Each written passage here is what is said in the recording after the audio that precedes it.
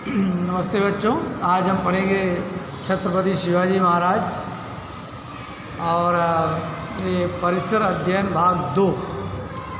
तो परिसर अध्ययन भाग 2 में हम आज पढ़ने वाले हैं पाठ 15, बराबर। एक अपूर्व समारोह। और एक अपूर्व समारोह है पेज नंबर 57 पर, बराबर। तो अपूर्व अपूर्व जो पहले नहीं हुआ, बिल्कुल निराला, एकदम अलग तरह का समारोह। एक तरह से त्यौहार ही होता है। जैसे आप लोगों ने घर पे देखा होगा, किसी का शादी ब्याह होता है या किसी ने नया घर लिया है तो पूजा पाठ किया जाता है। ऐसा ही शिवाजी महाराज का राज्याभिषेक हो रहा था, यानी वो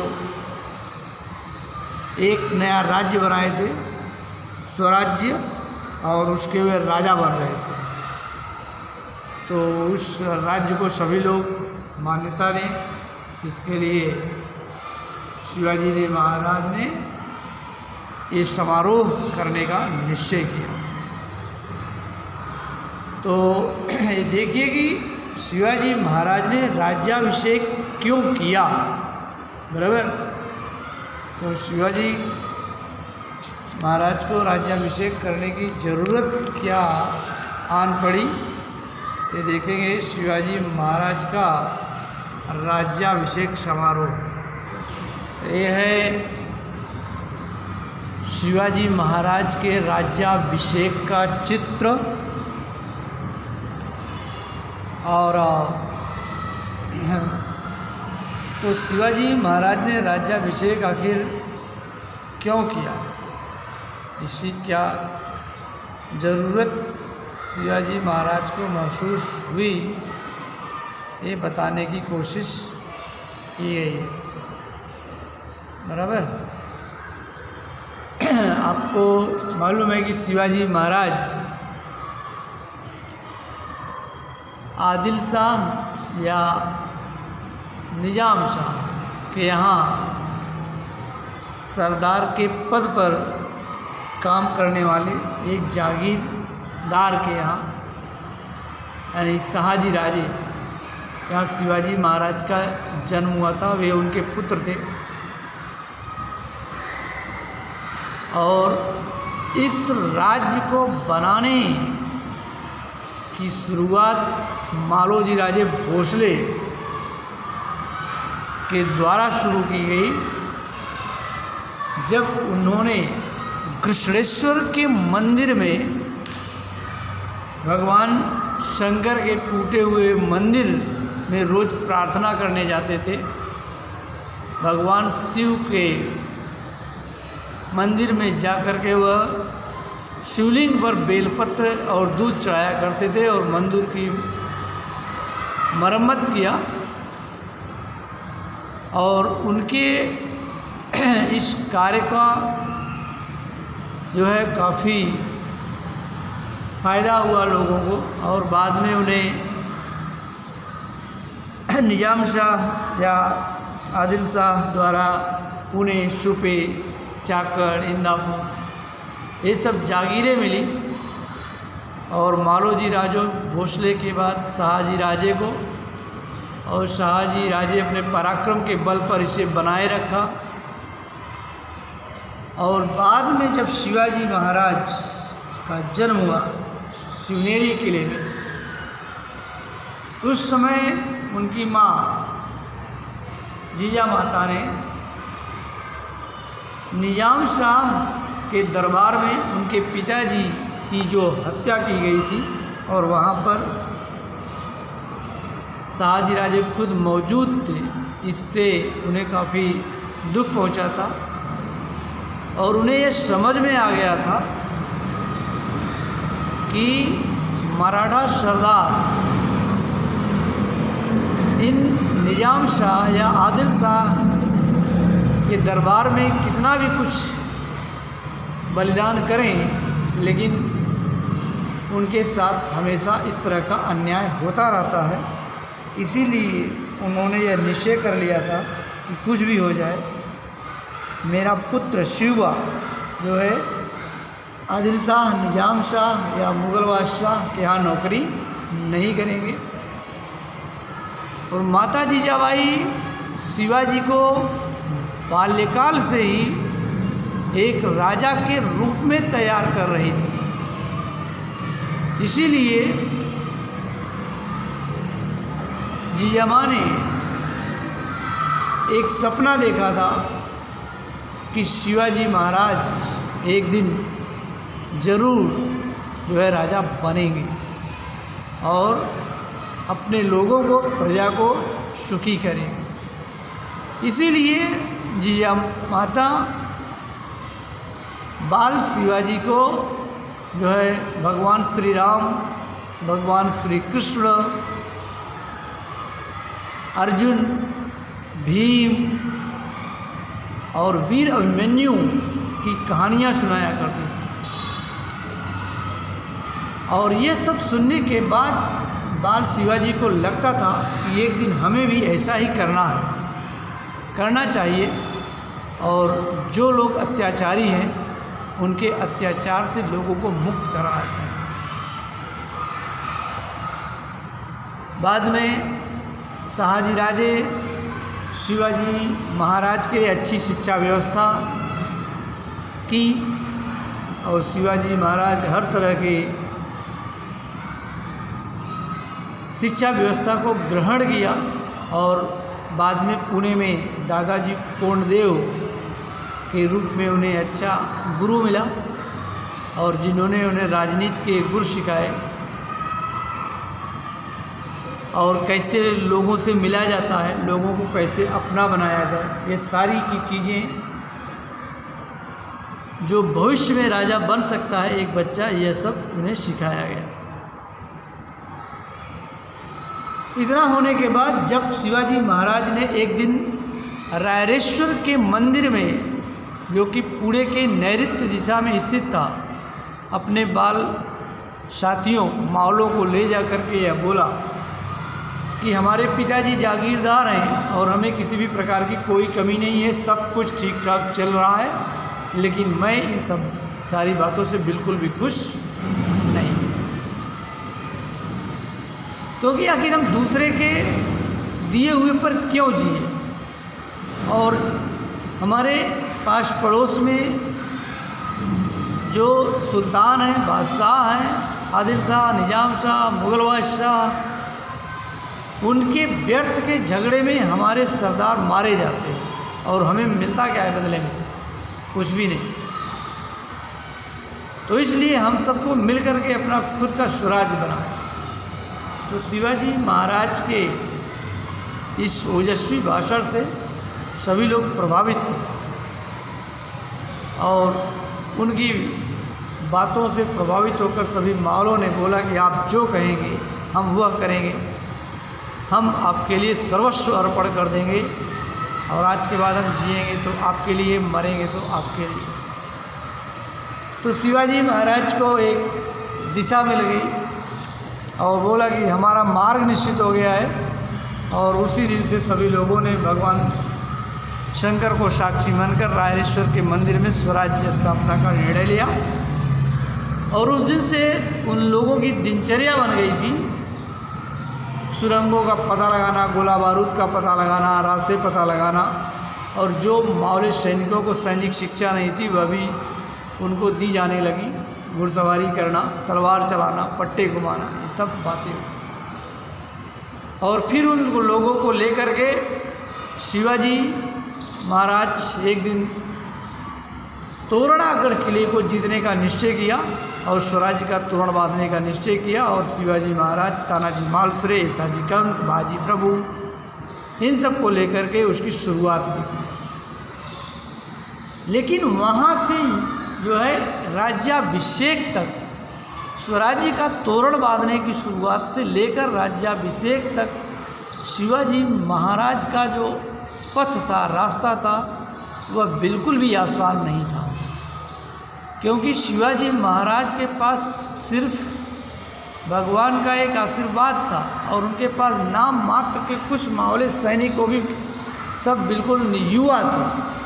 और उस समय जो अगल बगल सत्ताएं थी, आदिल शाह, निजाम शाह, मुग़ल बादशाह, जंजीरा के सिद्दी, पुर्तगाली और बहुत बड़ी बड़ी सत्ताएं थे, उनसे लड़ना कोई आसान काम नहीं था। फिर भी शिवाजी महाराज के पास एक अटल विश्वास था और उस अटल विश्वास के कारण शिवाजी हर मुसीबतों को पार करते गए। शुरू में आदिल शाह द्वारा शिवाजी महाराज के खिलाफ भेजे गए सरदार, जो शिवाजी महाराज के प्रदेश पर अराजकता फैला रहे थे, मुधोल के गोर पड़े और यशवंतराव मोरे, इन सबको शिवाजी महाराज ने पराजित किया। और उनसे भी बड़ा समस्या तब आई जब आदिल शाह की बड़ी बेगम ने शिवाजी महाराज का पराभव करने के लिए अफजल खान जैसे सरदार को भेजा, लेकिन शिवाजी महाराज ने बिना किसी डर के अफजल खान का सामना किया और उसे धूल में मिला दिया। फिर सिद्दी जौहर, सिद्दी मसूद, उनका सामना किया, किसी भी तरह उस किले से निकल कर के बाहर आए और बाद में आदिल शाह एक तरह से अपनी हार स्वीकार करके शिवाजी महाराज से संधि कर लिया और दक्षिण का प्रदेश सुरक्षित हो गया। फिर शिवाजी महाराज ने उत्तर में मुग़ल बादशाह के प्रदेश पर आक्रमण करना शुरू किया, जिसकी चलते मुग़ल बादशाह अपने मामा शाइस्ता खान को शिवाजी पराभव करने के लिए भेजा। शिवाजी महाराज लाल महल में घुस करके शाइस्ता खान की 3 उंगलियां काट दी। बाद में मिर्जा राजा जय सिंह को भेजा, जहां पर शिवाजी महाराज को सफलता कम मिली और बाद में आगरा में जा कर के बादशाह की कैद से शिवाजी महाराज सुरक्षित बाहर निकल आए। तो इन सब तमाम समस्याओं को पार करते हुए शिवाजी महाराज अपना एक अच्छा सा राज्य का निर्माण किए थे। इसीलिए शिवाजी महाराज चाहते थे कि दुनिया के संसार के सभी राजा, महाराजा, बादशाह, सुल्तान यह जान ले कि महाराष्ट्र में भी एक राजा हुआ है और जो सभी प्रजा का ख्याल रखता है। और इसीलिए शिवाजी महाराज ने राज्याभिषेक कराने का निश्चय किया। तो आप देख पाएंगे कि इस रायरेश्वर के मंदिर में शिवाजी महाराज ने जो स्वराज्य स्थापना की प्रतिज्ञा की थी, उसके बाद से कितने अधिक संकट आए थे। अफजल खान, सिद्दी जौहर, सिद्दी मसूद, शाइस्ता खान, मिर्जा राजा जय सिंह और औरंगजेब के आगरे से निकल जाना, तो हर तरीके की समस्या का सामना करके शिवाजी महाराज बाहर निकले। और इनमें शिवाजी महाराज का समय समय पर साथ दिया बाजी प्रभु, मुरारबाजी, तानाजी मालुसरे, फिरंगोजी नरसाला। इस स्वराज्य में उन वीरों ने जो है लड़ते लड़ते अपने प्राण गंवाए थे और स्वराज्य के लिए शहीद हो गए थे। तो यही बात थी कि शिवाजी महाराज को सभी राजा महाराजा मान्यता दी, इसीलिए उन्होंने राज्याभिषेक की योजना बनाई। क्योंकि महाराष्ट्र में सैकड़ों सालों के बाद शिवाजी महाराज ने जब अपना राज्याभिषेक किया तो उससे लगभग 400 साल पहले तक महाराष्ट्र का कोई राजा ही नहीं था। अलग अलग पड़ोसी राज्यों के राजाओं ने महाराष्ट्र पर अधिकार जमा लिया और इस तरीके से यहाँ की प्रजा का हाल जो था वह बेहाल हो गया था। तो यह लोग जाने कि सैकड़ों वर्षों बाद सभी धर्म, चाहे वह हिंदू हो, मुस्लिम हो, सिख हो, जैन हो, बौद्ध हो, यहूदी हो, पारसी हो, कोई भी धर्म का मानने वाला हो, सभी के प्रति समभाव, समानता का व्यवहार रखने वाला, प्रजा को न्याय देने वाला, प्रजा को हर तरह से सुख सुविधा देने वाला राजा महाराष्ट्र में जन्म लिया है और इसे सब जाने। और स्वराज्य का एक निर्माण हुआ है जिसका अपना खुद का राजा है। इसी बात की जानकारी देने के लिए, पूरे संसार को बताने के लिए शिवाजी महाराज ने राज्याभिषेक अपना करवाने का निश्चय किया। और उन्होंने एक काम अपने सुख के लिए नहीं कि मुझे इससे बड़ी शांति मिलेगी, ये सब काम आसान नहीं था। हमेशा शिवाजी महाराज कहीं न कहीं लड़ते रहे। इसलिए सुख कहाँ से, और अपनी वैभवता के लिए भी नहीं, संपन्नता के लिए भी नहीं, बस उनका एक ही उद्देश्य था कि हमारे राज्य के लोग जो है अधिक से अधिक सुखी हों, शांतिपूर्वक रह सकें, अपने तीज त्यौहार जो है सब अच्छे से मना सकें। क्योंकि उसके पहले ये सब संभव नहीं था। लोग अपने पर्व त्यौहार को भी नहीं मना पाते थे, हमेशा डरे हुए रहते थे, और इनकी कोई सुनने वाला भी नहीं। और जो सुनने वाला था देशमुख, देशपांडे, वे सिर्फ अपनी जागीर के लिए लड़ा करते थे। तो स्वराज्य को अधिक से अधिक शक्तिशाली बनाने के लिए भी इन्होंने, शिवाजी महाराज ने, यह राज्याभिषेक किया। अब स्वराज्य की राजधानी, शिवाजी महाराज ने राजधानी के लिए रायगढ़ को चुना, बराबर। और रायगढ़ को क्यों चुना, और ये रायगढ़ है कहाँ? तो रायगढ़ को शिवाजी महाराज ने इसलिए चुना क्योंकि उस समय शिवाजी महाराज के पास जितने भी मजबूत किले थे उनमें से यह सबसे ज़्यादा मजबूत और सुदृढ़ किला था। और साथ में रायगढ़ का किला ऐसी जगह पर था जहाँ से पूरे स्वराज्य की निगरानी करना, उसकी देखभाल करना सरल था, और शत्रुओं पर आसानी के साथ निगरानी भी की जा सकती थी। तो आपको पता है कि शिवाजी महाराज की जो पहली राजधानी थी वह थी, ये रहा शिवाजी महाराज द्वारा स्थापित राज्य, बराबर। तो उसमें शिवाजी महाराज की जो राजधानी थी, आप यहाँ देखेंगे पहली शिवाजी महाराज की जो राजधानी थी वह राजगढ़ थी, और बाद में रायगढ़ किया गया। जब शिवाजी महाराज ने रायरी किले को जीत लिया था तो उसी रायरी किले को नाम बदल करके शिवाजी महाराज ने रायगढ़ रखा था। और एक किला शिवाजी महाराज ने यशवंतराव मौर्य से जीता था, जिसके चलते शिवाजी महाराज का राज्य पहले से दुगना हो गया था और इसे काफ़ी अच्छा बनाया था। तो ये रही शिवाजी महाराज की पहली राजधानी राजगढ़, बराबर।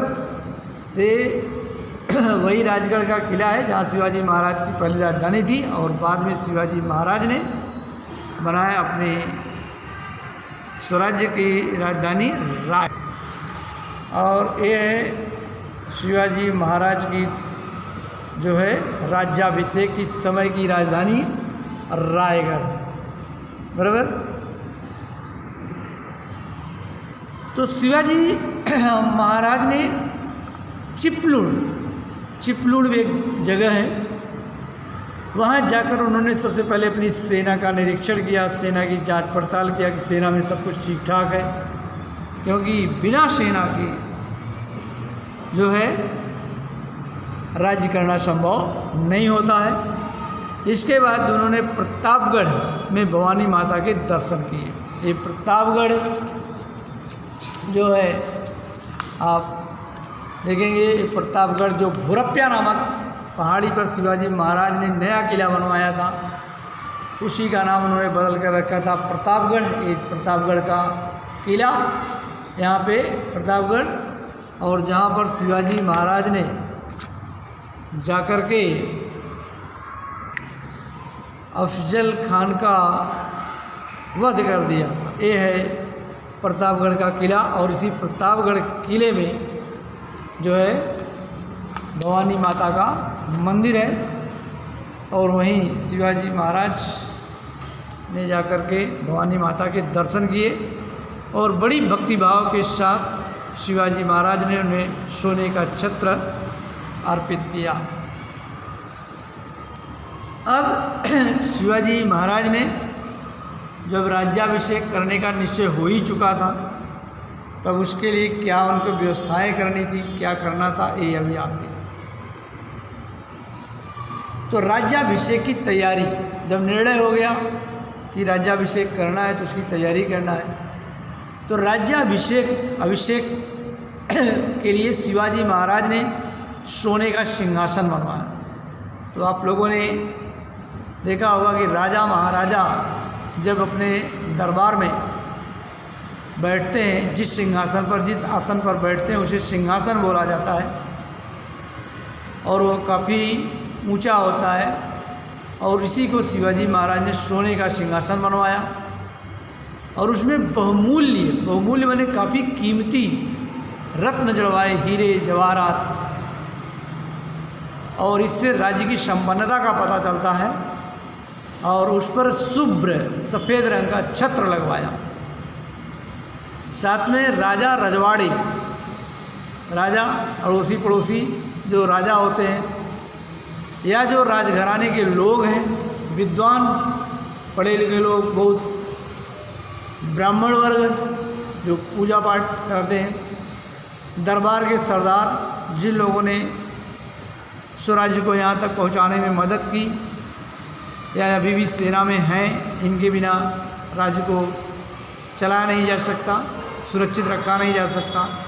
और किले को बनाने वाले कारीगर या और भी दूसरे कामों में, इन सबको निमंत्रण भेजे गए इस राज्याभिषेक में शामिल होने के लिए। इन सबके राज्याभिषेक का पौराहित्य करने के लिए काशी से गागा भट्ट आए। तो राज्याभिषेक मतलब जो एक कार्यक्रम होगा राज्य का अभिषेक करने के लिए, उसको कौन संपन्न कराएगा, बराबर। तो जो ऐसा करता है, आप लोग ये समझ सकते हैं कि आप लोग देखा होगा कि घर पे कभी आपके पूजा होता है, तो पूजा कराने के लिए जिस पंडित जी को बुलाया जाता है, उसी पंडित जी को पुरोहित बोलते हैं, और उनके द्वारा किए गए काम को पौरोहित्य बोलते हैं, बराबर। तो शिवाजी महाराज के इसी राज्याभिषेक को कराने के लिए जिसे बुलाया गया था पौराहित्य करने के लिए, उनका नाम था गागा भट्ट। और यह गागा भट्ट जो आए थे वह काशी से आए थे, और यह काशी हमारे देश भारत के उत्तर पूर्व थोड़ा भाग में स्थित उत्तर प्रदेश राज्य है, और वहीं का एक प्रसिद्ध प्राचीन नगरी है काशी। और यही काशी से जो है गागा भट्ट को शिवाजी महाराज के राज्याभिषेक का पौराहित्य करने के लिए बुलाया गया था। एक्चुअली गागा भट्ट पहले से ही वहीं के नहीं थे, काशी से ही, बल्कि वे महाराष्ट्र के ही थे। और गागा भट्ट का परिवार मूलतः पैठण का था, बराबर। और आप ये देखिए, यहाँ आप देख पाएंगे ये जो गोदावरी नदी है, तो गोदावरी नदी के किनारे स्थित, देखिए यहाँ लिखा हुआ है पैठण, और यहाँ पे गाँव ये संत ज्ञानेश्वर महाराज की जन्मस्थली है, लेकिन उससे थोड़ा ही बगल देखिए यहाँ पैठण लिखा है। और इसी पैठण के काशी में रहने वाले गागा भट्ट जी थे, जिन्हें बुलाया गया, तो यानी वो महाराष्ट्र के ही थे, लेकिन वे काशी में अस्थायी रूप से रहने लगे थे। अस्थायी रूप में से रहने का मतलब वहीं जाकर के वह बस गए थे। वे बहुत बड़े पंडित थे, महान पंडित थे, और काशी में उनकी बड़ी प्रतिष्ठा थी। प्रतिष्ठा से मतलब बहुत मान सम्मान था, बहुत लोग उनका आदर किया करते थे, उनके कार्य ऐसे थे। और उनकी कीर्ति प्रसिद्धि सर्वत्र माने हर जगह फैली हुई थी। और ऐसे ही महान विद्वान पंडित को शिवाजी महाराज ने अपने राज्याभिषेक के लिए काशी से अपनी राजधानी रायगढ़ बुलाया। तो शिवाजी महाराज ने राज्याभिषेक की तैयारी यथाशक्ति जितना संभव हो सकता है पूरी शक्ति के साथ किया। सप्तगंगा और समुद्र का जल लाने के लिए आदमी भेजे गए।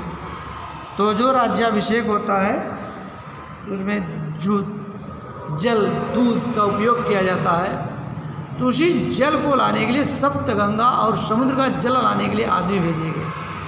सप्तगंगा अलग अलग नदियों के जल और समुद्रों के जल। तो हमारे देश भारत में 3 तरफ से समुद्र है, आप ये देख सकते हैं। ये अपने भारत का कुछ हिस्सा है, क्योंकि ये शिवाजी महाराज द्वारा स्थापित राज्य का है, लेकिन उसमें हिस्सा अपना आता है।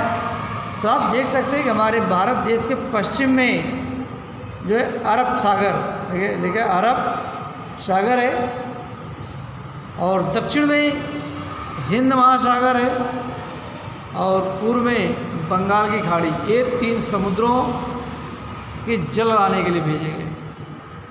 और साथ में जो है हमारे देश में स्थित नदियों के जल गंगा, यमुना, सिंधु, जो हमारे भारत देश के उत्तर में है, फिलहाल इस मानचित्र में नहीं है, लेकिन इस मानचित्र में कुछ नदियों के हैं। हमारे मध्य भाग में देखिए यहाँ लिखा हुआ नर्मदा नदी, इसके अलावा गोदावरी नदी आप देख रहे हैं, ये नासिक जिले के त्र्यंबकेश्वर नामक स्थान से निकल करके बहती है। महाराष्ट्र की सबसे लंबी नदी है गोदावरी। इसके अलावा दूसरी सबसे बड़ी नदी है कृष्णा, एक कृष्णा नदी, और साथ में दक्षिण की एक कावेरी नदी। इन नदियों का जल लाने के लिए शिवाजी महाराज के राज्याभिषेक के लिए, इसके लिए आदमी भेजे गए थे। और उस दिन जिस दिन अपूर्व समारोह था राज्याभिषेक का, रायगढ़ यानी शिवाजी महाराज की राजधानी में लगभग 50,000 आदमी इकट्ठा हुए थे। और इतने आदमी आए कि उनके रहने की व्यवस्था करनी थी, और शिवाजी महाराज उनके लिए जगह जगह तंबू लगाए। आपने देखा होगा शादी विवाह के अवसर पर कपड़े के तंबू लगाए जाते हैं। डेरे या रावड़ियों की भीड़ सी लग गई थी इस तरीके से। अब जिस दिन राज्याभिषेक था उस दिन क्या हुआ, अब ये देखेंगे आप।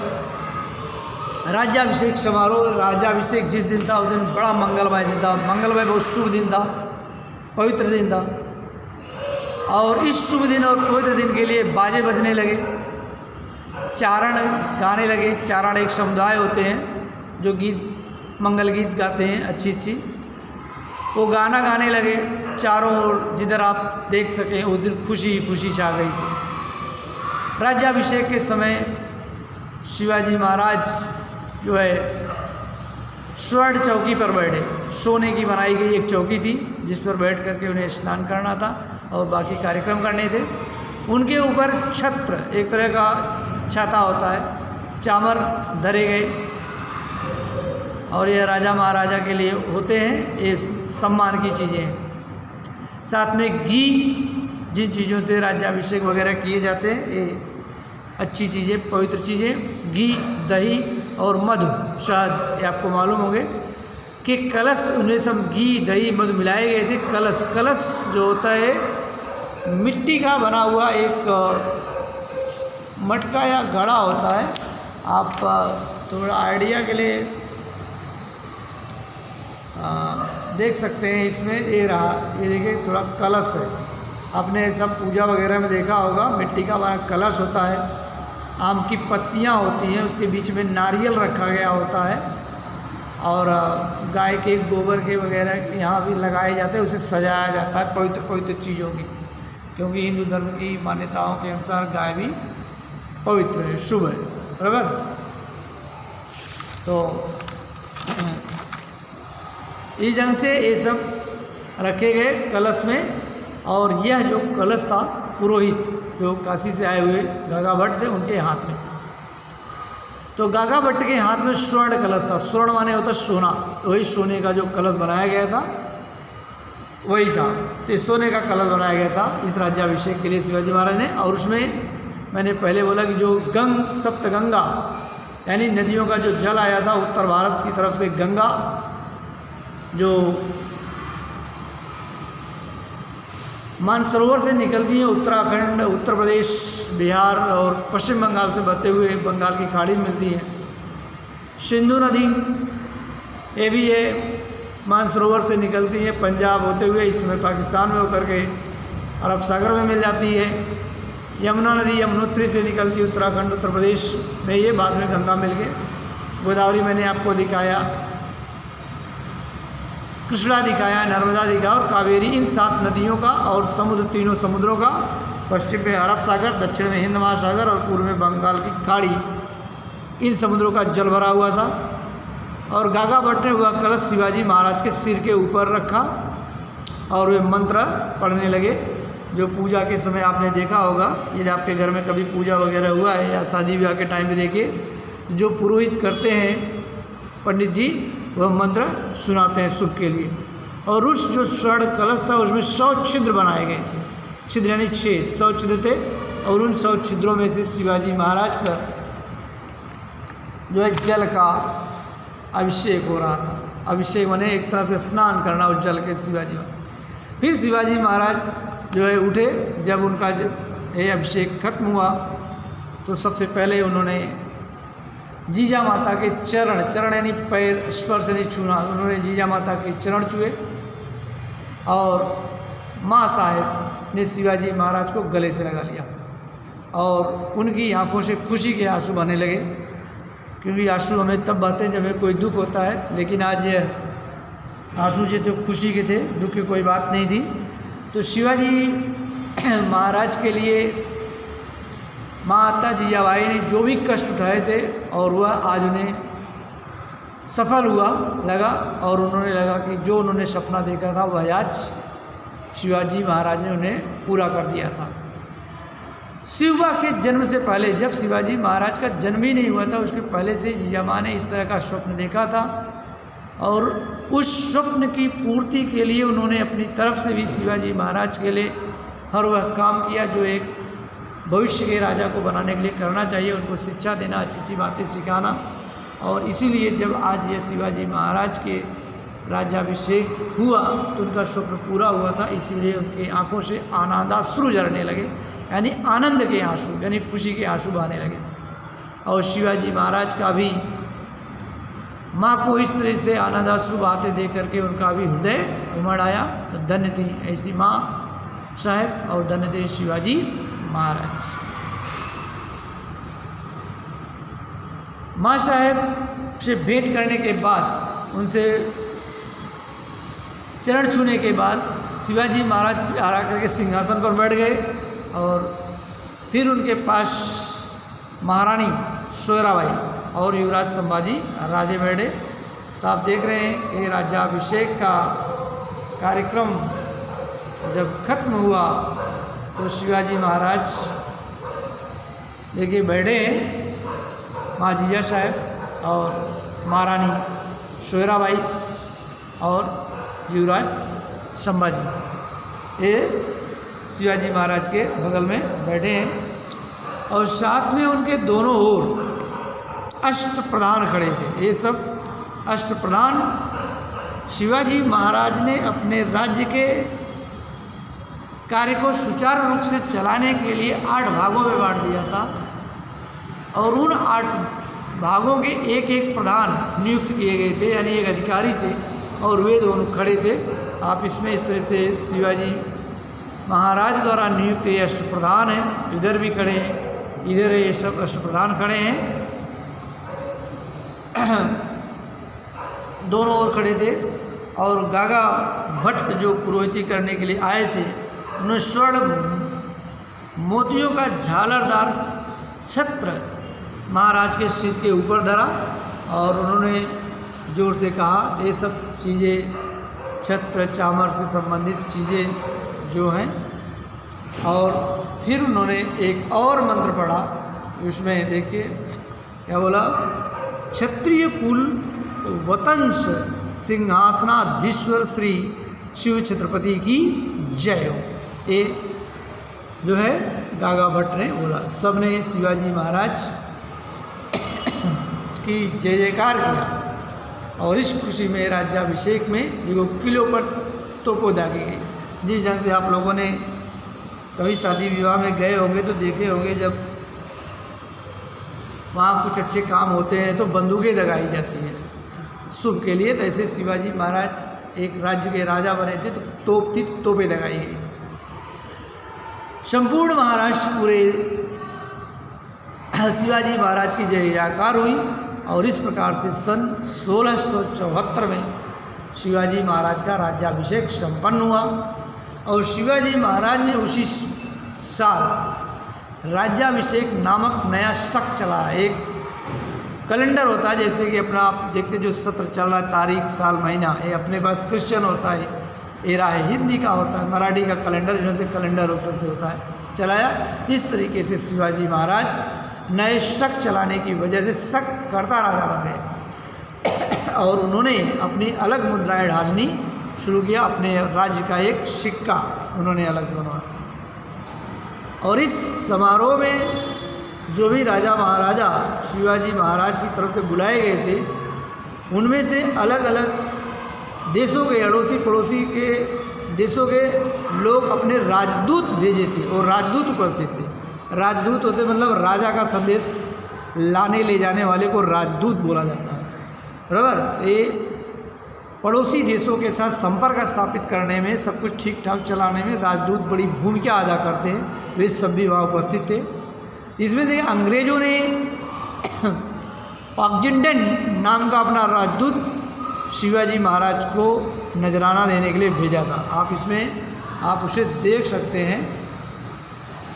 ये है शिवाजी महाराज के दरबार में उपस्थित अंग्रेजों द्वारा भेजा गया अंग्रेजों का राजदूत ऑक्जिंटन, तो शिवाजी महाराज के लिए नजराना लेकर के आया है।